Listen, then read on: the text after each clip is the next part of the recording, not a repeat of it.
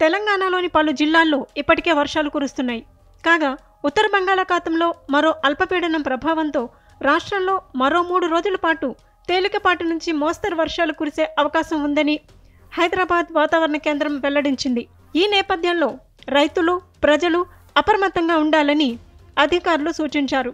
శనివారం నిజామాబాద్, రాజన్న సిరిసిల్ల, సిద్దిపేట, యాదాద్రి, రంగారెడ్డి, హైదరాబాద్, మేడ్చల్, వికారాబాద్, సంగారెడ్డి, మెదక్, కామారెడ్డి, మహబూబ్ నగర్, నాగర్ కర్నూల్, వనపర్తి, నారాయణపేట, జోగులాంబ గద్వాల్ జిల్లాల్లో ఉరుములు మెరుపులతో కూడిన వర్షాలు అక్కడక్కడా కురిసే అవకాశం ఉంది.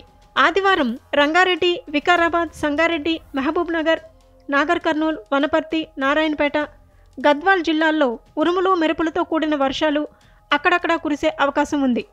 సోమవారం భూపాలపల్లి, ములుగు, కొత్తగూడెం, మహబూబాబాద్, వరంగల్, హనుమకొండ, జనగాం, సిద్దిపేట, యాదాద్రి, రంగారెడ్డి, హైదరాబాద్, మేడ్చల్, వికారాబాద్, సంగారెడ్డి, మహబూబ్ నగర్, నాగర్ కర్నూల్, వనపర్తి, నారాయణపేట జిల్లాల్లో ఉరుములు మెరుపులతో కూడిన వర్షాలు అక్కడక్కడా కురిసే అవకాశం ఉందని వాతావరణ శాఖ అధికారులు వెల్లడించారు.